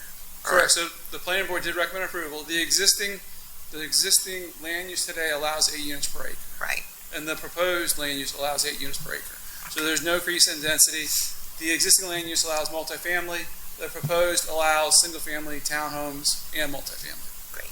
Thank you. Absolutely. Any other questions? Thank you, Stephen. Thank you. One card from Glenn Storch for the applicant. So for the record, my name is Glenn Storch. I represent the applicant in this case. And you will not be seeing any animation. I don't have that. This is a comp plan amendment. I can't follow what Rob did, but I can say that this is just good planning. I mean, this is, as you can see, one of the problems with this as commercial is there's really no access to any roads, a road structure. It doesn't make any sense for it to be commercial in this location. It does make sense for it to be different types of residential, and that's what we were working on with Steve in this case. And so in this particular case, by limiting the density to 8 units per acre, the good planning is you're actually reducing intensity, both traffic and utilities enormously. You're reducing potential sewer usage by about 40%, you're reducing potential water usage by about 40%, and you're reducing traffic by, I think it's about 89%. So that's all good things. It fits better. It's better for the area. It makes more sense from a planning standpoint, and it reduces your traffic and utility impacts. So my way of thinking, that's good planning. And so I hope we've done the right thing. I know that we have a recommendation of approval from the staff, who looks at this very seriously, as you know, and also a unanimous recommendation from the planning board, which we greatly appreciate. Thank you. Questions? Yep, thank you, Glenn. Any questions for Glenn? Happy New Year, by the way. Yep, nice to see you. Just need a motion and a second. Move approval. Second. Any discussion? Please call the vote. Commissioner Tolland? Yes. Commissioner Sargent? Yes. Commissioner Persis? Yes. Commissioner Briley? Yes. Mayor Partington? Yes, and we'll close the public hearings, move to 9A. Resolution number 2023-27, a resolution appointing members of the Aviation Advisory Board, setting forth terms and conditions of service and setting forth an effective date. This is resolution number 2023-27, read by title only. Thank you. I don't have any cards. I just need a motion and a second, and then we've got some, Commission, we have some work to do as far as our announcement of conflicts. Second. Deputy Mayor Briley moved it, Commissioner Persis seconded it, and at this time I'll state that Dr. Bruce Mann holds a hangar lease agreement with the city. Pursuant to Section 2-205 of the Code of Ordinances, the conflict of interest may be waived by a 2/3 vote of the commission, and I'll go to Commissioner Persis at this time. Do you have your language? Can you give You for B? We're on 9A. Oh, nice. Okay. The Zone 3 nomination, Ms. Michelle Whittick, is employed by Zev Cohen and Associates, a civil engineering firm that performs engineering services under contract with the city. Pursuant to Section 2-205 of the Code of Ordinances, the conflict of interest may be waived by a 2/3 vote of the commission. Thank you. And Deputy Mayor Commissioner Briley. Thank you, Mr. Mayor. The Zone 4 nomination, Mr. Todd Phillips, is employed by Waste Pro, a solid waste collections vendor under contract with the city. Pursuant to Section 2-205 of the Code of Ordinances, the conflict of interest may be waived by a 2/3 vote of the commission. Perfect. Dr. Mann, Ms. Whittick, and Mr. Phillips would be required to abstain from voting on any issues before the Aviation Advisory Board that would be perceived as a conflict of interest, and so at this time, I just need a motion and second to waive the conflicts. I move approval. Second. Second. Any discussion on waiving the conflicts? Please call the vote. Commissioner Persis? Yes. Commissioner Briley? Yes. Commissioner Tolland? Yes. Commissioner Sargent? Yes. Mayor Partington? Yes, and now we'll call the vote on underlying appointing resolution, which is 9A. Commissioner Sargent? Yes. Commissioner Persis? Yes. Commissioner Briley? Yes. Commissioner Tolland? Yes. Mayor Partington? Yes. 9B. Resolution number 2023-28, a resolution appointing members and alternate members of the Board of Adjustment and Appeals, setting forth terms and conditions of service, and setting forth an effective date. This is resolution number 2023-28, read by title only. Thank you. Again, no cards on 9B, just need a motion and a second. Move approval. Second. Moved and seconded. Commissioner Tolland, I'll let you waive the nomination, or waive the conflict at this time. The Zone 1 nomination, Mr. Jake Stairs, employed by Zev Cohen and Associates, a civil engineering firm that performs engineering services contract with the city. Pursuant to Section 2-205 of the Code of Ordinances, the conflict of interest may be waived by a 2/3 vote of the commission. Perfect. Mr. Stair would be required, of course, to abstain from voting on any issues before the Board of Adjustments and Appeals that would be perceived as a conflict of interest, and at this point, we just need a motion and second to waive the conflict. So moved. Second. Moved and seconded. Any further discussion? Please call the vote. Commissioner Tolland? Yes. Commissioner Sargent? Yes. Commissioner Persis? Yes. Commissioner Briley? Yes. Mayor Partington. Yes, and now we'll call the vote on 9B, the underlying appointing resolution. Commissioner Briley. Yes. Commissioner Tolland. Yes. Commissioner Sargent. Yes. Commissioner Persis. Yes. Mayor Partington. Yes. 9C. Resolution number 2023-29, a resolution appointing members of the Brownfield Advisory Board, setting forth terms and conditions of service, and setting forth an effective date. This is resolution number 2023-29, read by title only. Thank you. I don't have any cards, just need a motion and a second. Move approval. Second. All right, and Commissioner Tolland, if you want to again announce the conflict. The Zone 1 nomination, Mr. Jake Stairs, employed by Zev Cohen and Associates, an engineering firm that performs engineering services under contract with the city pursuant to Section 2-205 of the Code of Ordinances. The conflict of interest may be waived by a 2/3 vote of the commission. Thank you. And Mr. Stair would be required to abstain from voting on any issues before the Brownfield Advisory Board that would or could be perceived as a conflict of interest. I need a motion and second to waive the conflict. Move approval. Second. Any discussion? Please call the vote. Commissioner Persis. Yes. Commissioner Briley. Yes. Commissioner Tolland. Yes. Commissioner Sargent. Yes. Mayor Partington. Yes. And now a vote on 9C, the underlying appointing resolution. Commissioner Sargent. Yes. Commissioner Persis. Yes. Commissioner Briley. Yes. Commissioner Tolland. Yes. Mayor Partington. Yes. 9D. Resolution number 2023-30, a resolution appointing members of the Leisure Services Advisory Board, setting forth terms and conditions of service, and setting forth an effective date. This is resolution number 2023-30, read by title only. Thank you. I don't have any cards. Move approval. Second. Moved and seconded. Youth Soccer's nomination, Mr. Rob Bowling, is employed by Brown & Brown Insurance, an insurance brokerage firm that is under contract with the city. Pursuant to Section 2-205 of the Code of Ordinances, the conflict of interest may be waived by a 2/3 vote of the commission. Of course, Mr. Bowling would be required to abstain from voting on any issues before the Leisure Services Advisory Board that would be perceived as a conflict of interest. I need a motion and second to waive the conflict. So moved. Second. Moved and seconded. Any further discussion? Please call the vote. Commissioner Tolland. Yes. Commissioner Sargent. Yes. Commissioner Persis. Yes. Commissioner Briley. Yes. Mayor Partington. Yes, and now we'll call the vote on 9D, the underlying appointing resolution. Commissioner Briley. Yes. Commissioner Tolland. Yes. Commissioner Sargent. Yes. Commissioner Persis. Yes. Mayor Partington. Yes.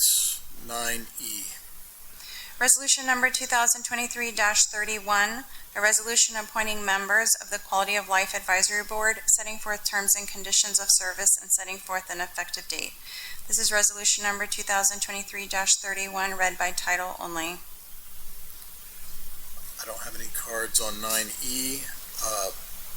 Just need a motion and second with, I guess the motion would include the names of the two appointees.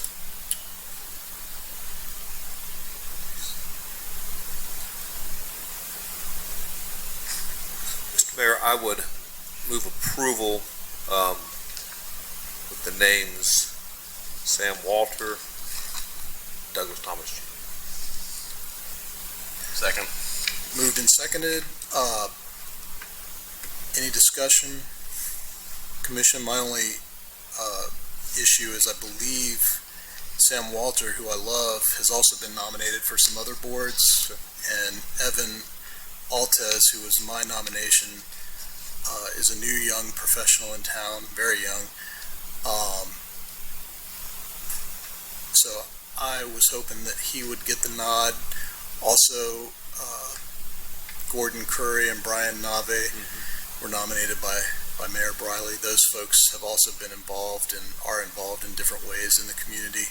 But, so I would just point that out. Obviously, the commission doesn't have to do that, but, and I don't want to overload Sam. I can't remember how many other boards he's on, 2 or 3, I thought. How many? Do we know? I don't know if. Mr. Mayor, would you like me to rescind my motion for consideration of the others? I can do that. If the seconder would agree to that. Right. Sure. I'll rescind.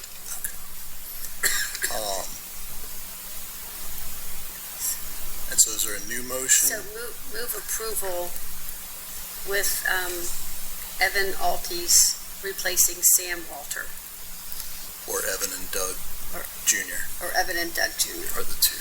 Okay. So they're replacing both? We have 2 replacements? Right, there's 2 spots open. We have 1, 2, 3, 4. We were lucky enough to have 4 people to fill the 2 spots, if I'm not mistaken. Is that right, Madam Clerk? There were 7 nominations. And 2 were the same one, so I guess a total of 6.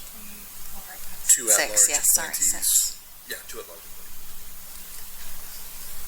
So these are the 2 at-large appointees. And we had 4 people available to fill those 2 spots. So I'm confused. So we need to move approval to appoint Evan Alties and Doug Thomas Jr. Correct. Instead of the 2 that we were, instead of Sam Walter And Doug Thomas. and Doug Thomas.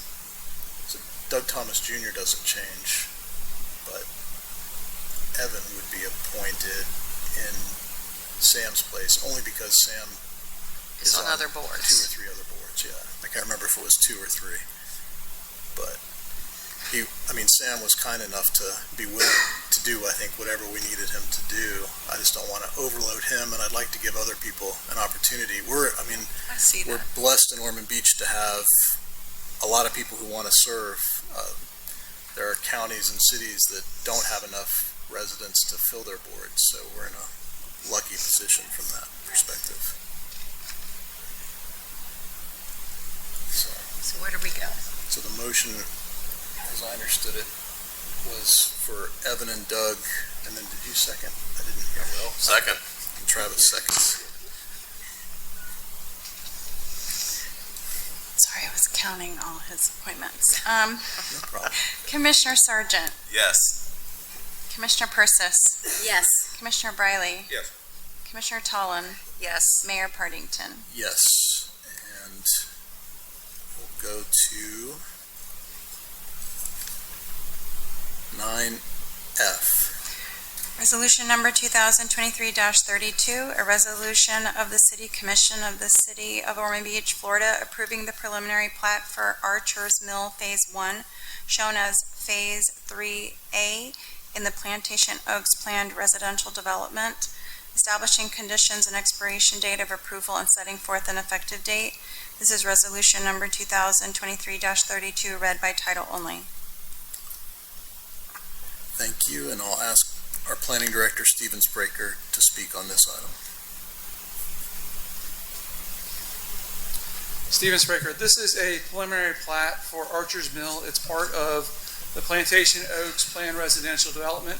So that planned residential development set out this master plan, which you see here.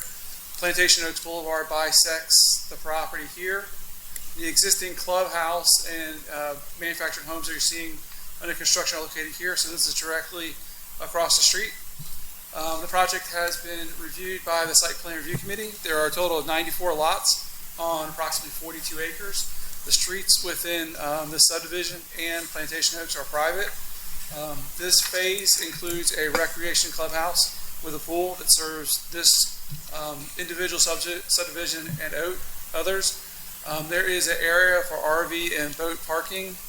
Staff is recommending approval. The planning board also recommended approval with a 5-0 vote on December the 5th. Thank you. And the applicants. Any questions for Stephen? Thank you, Stephen. And then Parker Mitchenberg is the applicant, and he is here. Any questions for Parker? Parker, anything you want to say? Thank you. Just need a motion and a second on 9F. Move approval. Second. Moved and seconded. Any further discussion? Please call the vote. Commissioner Persis, Yes. Commissioner Briley, Yes. Commissioner Tolland, Yes. Commissioner Sargent, Yes. Mayor Partington. Yes. Reports, suggestions, and requests, and we start with City Manager Joyce Shanahan. Mr. Mayor, just a reminder that we have some upcoming future workshops. January 24th is the FDOT project update for I-95 interchange in North A1A. On January 31st, you have a strategic planning update.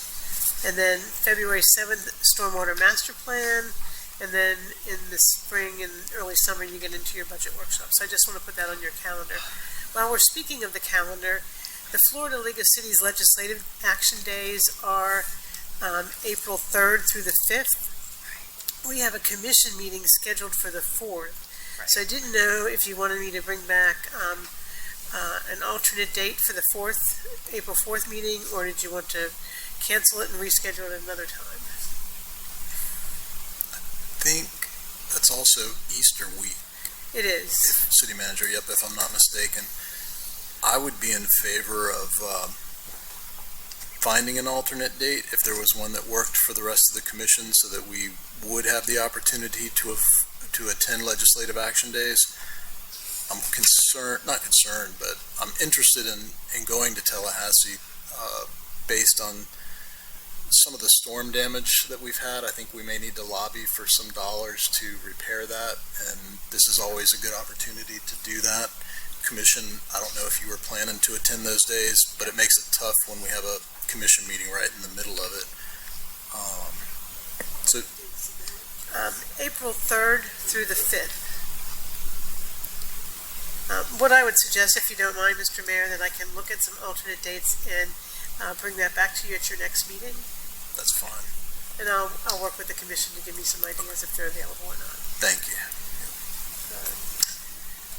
And a good segue is to Andy Romano Beachfront Park. Susan, do you have those slides? I just kind of wanted to update you where we're at right now as you speak about the seawall. Okay, next one, please. So this is the seawall damage that we've experienced. Go ahead in the next one.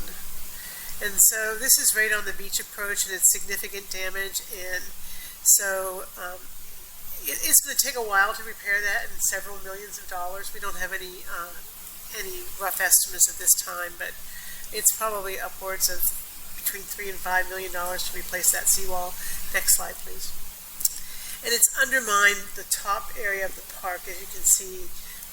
So it's not safe to have people there. But what we would like to do, next slide, please. That's again, you can see the top part of that wall broken apart, and one more, please. So we would have to close a couple of the pavilions, but what our desire to do is to open up the parking as soon as possible. We will fence off the area that's not accessible. Residents can park here. There's no stairways down to the beach because they've been washed away. And you would have to walk down the beach approach to gain access to the waterway. So staff is working with a fencing contractor right now to get out there and do some fencing. Robert, do you have any idea about how long it'll take? 3 weeks. So we've been actively working this issue, and so that's what our plan is. I don't think you'll be able to use the playground nor the splash pad, only because the splash pad isn't open until after February. And there'll be a couple pavilions closed, but a majority of the parking lot will be open, and there will be a few pavilions that will be available, and the bathrooms will be open as well. So I just kind of wanted to update you on that. Do you have any questions about that? I just thought I had heard when that seawall was built. Do you know exactly? I think it's about 50 years old. Do you have a date, Robert? No. Okay. I had heard about 50 years. I thought it was in the 60s maybe. Yeah, But, okay. that's I think yeah, sounds about right. That's the only question. Thank you. And the last thing I wanted to remind you of is upcoming events. Starry Night is on January 13th from 5 to 8. If you've never attended, it's a great event put on by the Ormond Memorial Art Museum. There'll be reserved parking for you at the tennis center as it normally is. Martin Luther King breakfast is January 16th at 8:30. This is a carry-out event only. They're going to do drive-through for breakfast this year. They've done that the last couple of years, so we wanted to make you aware of that. That is a city holiday as well. And then Arbor Day tree planting is going to be January 20th at 10 a.m. at the Environmental Discovery Center. And I'm happy to answer any questions that you might have for me. Any questions for the city manager? Thank you very much. Thank you. Assistant City Manager Claire Whitley. Thank you, Claire. Happy New Year. And then City Attorney Randy Hayes. Nothing tonight, thank you, Mayor. Thank you, Randy. And tonight we start with Commissioner Persis. Oh, great. Well, hello, everyone, and Happy New Year again.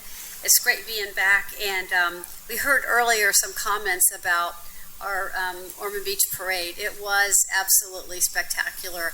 I heard from dozens upon dozens of people that just came up to me and said, oh my gosh, that was the best parade ever. So I just want to thank everybody who was involved with that.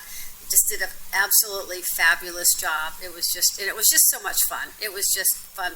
And I had my grandkids with me, and they were throwing out candy. We just had a wonderful time. I also wanted to talk about holidays at the Casements, which was also a really beautiful holiday event. There were a lot of people there, just seeing the house all decorated. And again, the people who put that on, it's a lot of work, and it's just absolutely beautiful. I love going there every year. And last Saturday, Commissioner Briley and, no, you weren't there. No, you weren't there, sorry. Commissioner Sargent was there, and Commissioner Tolan was there. We were all at the Paradise Point. It's a new assisted living residence that's opening up on Clyde Morris Boulevard, kind of south of Hooligans, maybe a quarter of a mile south of Hooligans. It's absolutely fabulous, and we got a tour of the place, and it was great. So I was really happy to be there, and I know we're going to have a lot of happy people who are going to move in there and be well taken care of. Also, I just wanted to end with, I'm very sad to say I'm not going to be able to attend the Martin Luther King Jr. breakfast or Starry Nice. I have a prior commitment, but I will be thinking of everyone. But thank you all for being here tonight, and have a safe evening. Thank you. Commissioner Deputy Mayor Briley. Thank you, Mr. Mayor. I'd like to echo the sentiment of Commissioner Persis. I heard great things from our community regarding our Christmas parade. It was a fantastic event. The dailies, as usual, do a fantastic job with that, as well as our city staff. So I want to thank you all for that. I, as well, unfortunately, will not be able to attend the Martin Luther King breakfast. I will be out of town that day. And that, besides that, Happy New Year. Thank you, sir. Thank you. Commissioner Tolan. Thank you. Without sounding redundant, I hope everybody did have a very nice Christmas and Happy New Year to everyone. I want to thank the city for their festive celebrations and all the events, the tree lighting, the parade, home at the Casements, and one thing we haven't mentioned yet, this is the South Ormond event. When Santa comes, that was very heartwarming to see all the kids standing in line and sitting on Santa's lap. It was really nice. I'm looking forward to some upcoming planning workshops, and I hope we can continue to have a discussion concerning those aggressive dog ordinances. It's heartbreaking to hear the story. You know of the story, but to hear the story in person is very touching. I am enjoying my interaction with residents and helping them find the connection with city staff and working towards resolutions. I'm very appreciative and thankful for my ability and to continue to learn about municipalities and government through the League of City conferences I attended an event this afternoon, and I'm learning about best practices of government. Lastly, I want to congratulate all of those that were appointed to the advisory boards.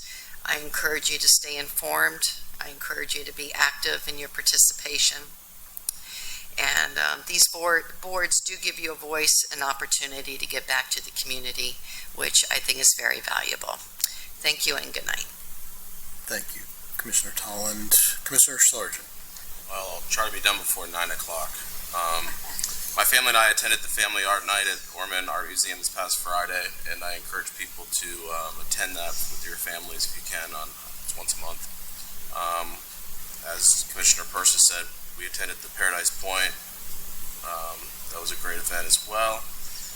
It would be great if the city's website could provide these updates, such as the Andy Romano Park, sidewalks on South Beach Street, etc., just for the residents to be able to have a place to see it instead of calling and asking us. I am thankful that the previous commission dedicated a specific millage rate for police equipment. As I read and watch the story of the college students that were murdered in Idaho and what the first responders had to see, I ask myself, how would we take care of our first responders if this shall happen in our community? Hopefully it doesn't. What can we do for the mental health for our first responders? While it's great that they get to drive new vehicles and have new equipment, I want to take care of their mental well-being. I served 4 years in the Marine Corps, and while I did not see combat, I did go through some life-changing situations. With that being said, if there's any first responder that would like someone to talk to, please feel free to reach out to me, and I would love to talk to you or grab a cup of coffee. And lastly, I know this is going to take a minute, but there was I would like to read something for the Ormond Observer. A young girl wrote a letter to the editor, and it's a ham for cause. On Christmas Eve, Ormond Beach Police Chief Jesse Godfrey and his son were entering his subdivision after spending time out of town with family.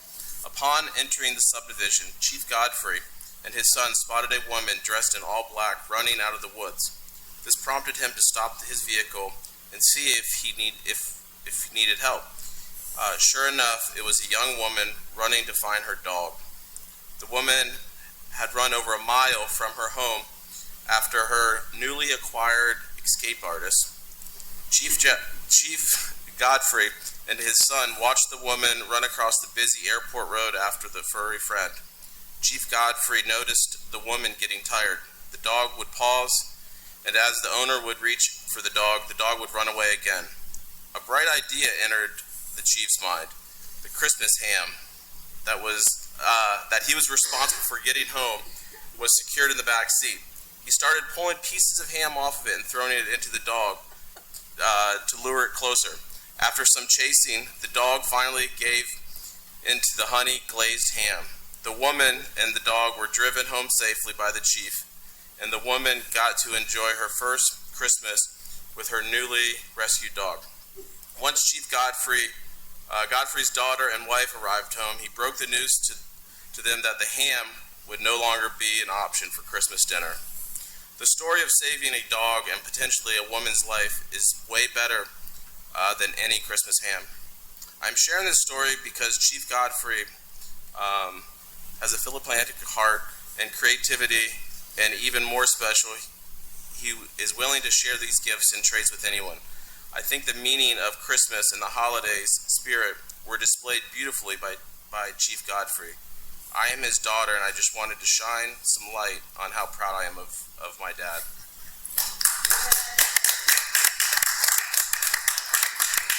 And with that, I'll say goodnight. Am I done by 9? I am. You are. Good stuff. And I read that as well, Commissioner Sargent, and I thought it was fantastic that she wrote that so our community can see what kind of person Chief Godfrey is. We all know that already. We get to work with him on a regular basis, but just so the community gets to see a little more picture of him and how he cares and what he's willing to do for this community. As far as the aggressive dog, Monique Cole, that was Commissioner Persis, you did a great job letting her know how sorry I think all felt for her. I thought about stopping and saying something, but our general rule is we don't respond. But that was hard for her to provide that testimony, and it was powerful testimony of a terrible tragedy that occurred in our city. And I think it's been an issue, Commissioner Tolland. Staff has definitely been talking about it. I've told Randy personally the strictest, most aggressive ordinance that we can have to prevent something like that from happening. I hope I would support that. Obviously, it would have to be something that would be advertised and discussed by the whole commission at a future time. But, and I'm hopeful that staff is looking at these incidents, because there's been more than one, and trying to figure out strategies and approaches to prevent them from happening in the future. Collecting the data on where they've occurred, where the complaints are occurring, whatever we can do to prevent something horrible like that. But thank you to Ms. Cole for being brave enough to come forward and share her story, which was very difficult. And I think, certain breeds of dogs can be aggressive, and a lot of it is how they're raised. I think the homeless gentleman that spoke, forgive me that I can't remember, Doyle, thank you, yeah, Doyle mentioned that a lot of it is how they're raised, and we can't really control all of that, but I think we can do as much as we can do, and that's what we all want to do to prevent things like that from happening. Commissioner Tolland, as to the 300-foot rule, I've struggled with that in the past, because that's like, it's like a football field basically away from the project, and that's it. Now, and I have a lot of respect for Ms. Sharifi. She served on our boards for years and has been a wonderful resident. She did indicate that the neighborhood got the word out, so I was encouraged to hear that. And then there's social media as well that can help get the word out. And then this city has gone way above and beyond many other cities as far as advertising these things. It's a huge neon yellow sign that we put up, and multiple of them on a property.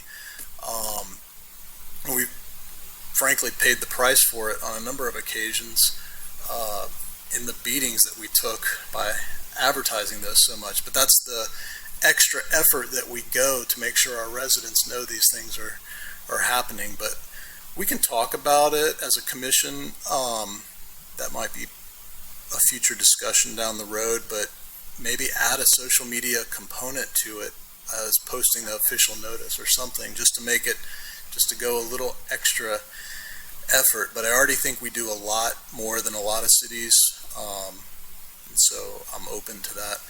Commissioner Sargent, as far as the website goes, anything we can do to improve it, make it more user-friendly, I'm all for that. There's all kinds of issues, I think, with the website.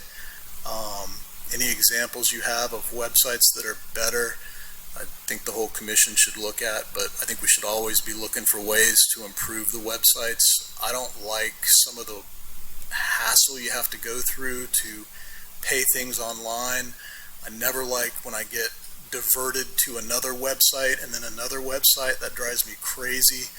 I know there's reasons for that in the world that we live in, but other cities seem to figure out a way not to do that, and so I'd like to look for those ways. And then, Commissioner Sargent, you talked about the mental health of our first responders, and there's been a number of occasions that have come up where difficult situations have occurred. I know we have employee assistance programs. I know there is mental health available, counselors that are available. I know there's a stigma in certain communities for seeking out that help. I wish that wasn't the case, because I think in a lot of instances it is helpful to talk to somebody. But good of you to offer to talk to people. I think our staff makes every effort to let our employees know that there are services available, and then particularly remind them after difficult situations that occasionally occur. But always a great point to bring up. And with that, on a positive note, a lot of exciting events coming up. The Martin Luther King Day, commissioners that can make it, great. If you're going to be out of town or or otherwise not available, that's fine. There'll be other opportunities for you. And this is one that you could miss only because it's not what we've seen as the traditional ceremony pre-COVID. They've been doing the drive-through, which is a lot more limited, so there'll be less opportunity for us to enjoy that, but we will be there nonetheless, just to celebrate that day. So with that, we'll see you at all those events, and we are adjourned. Thank you all. Good deal. Good stuff.